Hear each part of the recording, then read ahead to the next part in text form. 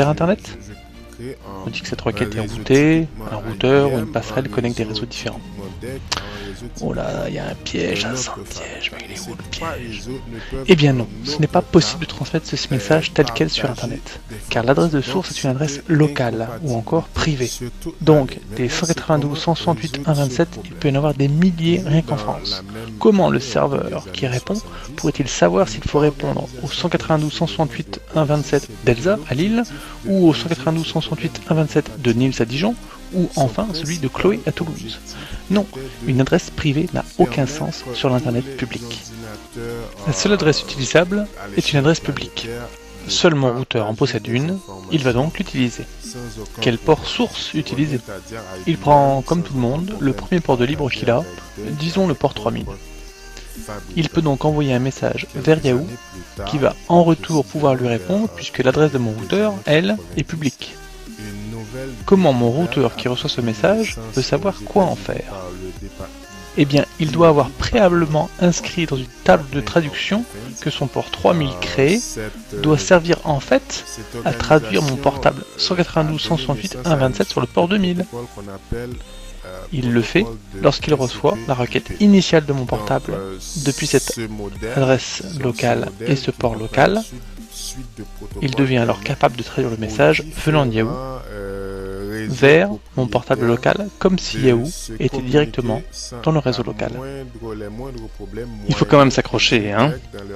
Suivez bien les étapes, calmement, mettez en pause la vidéo. Si vous avez bien compris ce fonctionnement, vous avez maintenant des notions tout à fait correctes en réseau et vous allez immédiatement mettre en œuvre ces connaissances nouvellement acquises. Exercice pratique. Un de vos amis veut accéder à votre serveur internet local. Comment ça peut marcher? Bon, on ne vous la fait plus. La seule adresse que vous pouvez communiquer à votre ami, c'est votre adresse publique, celle de votre routeur. En plus, comme il veut accéder à votre site web, le port destination pour lui, c'est le port 80. Bien, c'est un bon début. Que va faire votre routeur quand il va recevoir la demande sur le port 80? Eh bien, comme précédemment, il va inspecter sa table de traduction. Si elle est vide, il va rejeter la demande de communication. Si par contre, vous lui avez ajouté une ligne statique indiquant à votre routeur que tout ce qui arrive sur le port 80 doit être routé vers 192, 168, 137 sur le même port 80, alors la traduction peut se faire et votre serveur web sera accessible pour votre ami et pour tout Internet.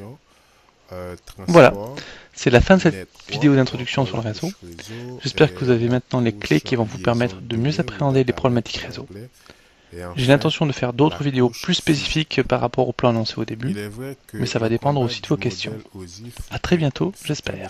Par rapport au modèle de TCP/IP, cependant, OSI reste et demeure le moyen le plus systématique pour expliquer comment les informations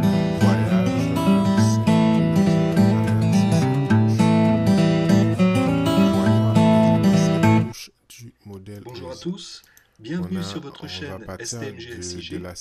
Dans cette vidéo, nous allons aborder les questions On a la suivantes. couche application, Premièrement, la quels sont couche les éléments qui présentation, constituent un la réseau couche informatique? session, Puis, quels sont les transport, principaux services réseau que l'on ou peut encore retrouver network, dans un réseau informatique? Et liaison de enfin, nous données ou finirons par data les link protocoles et utilisés enfin dans un réseau. la couche physique. Alors, On quels a sont aussi les principaux éléments qui constituent un réseau informatique? en vous Dans un permettant premier de temps, un réseau mémoriser est cette constitué couche. d'hôtes. Il Ce que s'agit nous appelons des hôtes, ce d'une sont des petite solutions phrase. techniques Partout, d'accès, le roi à savoir trouve des sa ordinateurs place fixes, des assise. ordinateurs Partout portables, des tablettes, des pour smartphones, la couche c'est-à-dire tous physique. les hôtes qui peuvent Le avoir une roi adresse L IP pour propre. liaison de données.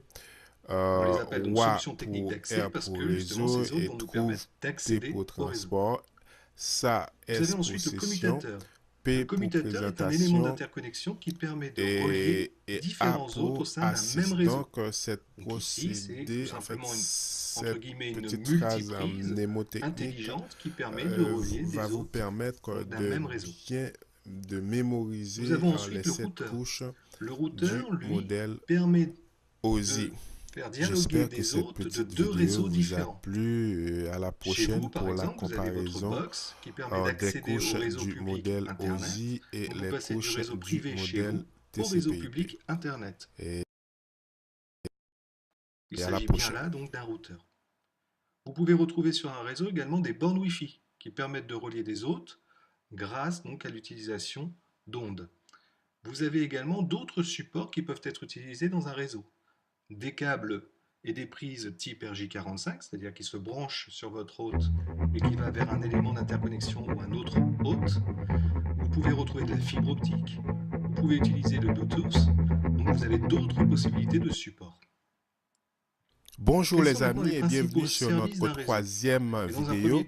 Dans notre précédente, nous avions fait une courte introduction des réseaux informatiques et nous avions également à la fin présenté les 7 couches du modèle OSI. Dans cette vidéo, nous allons vous expliquer en détail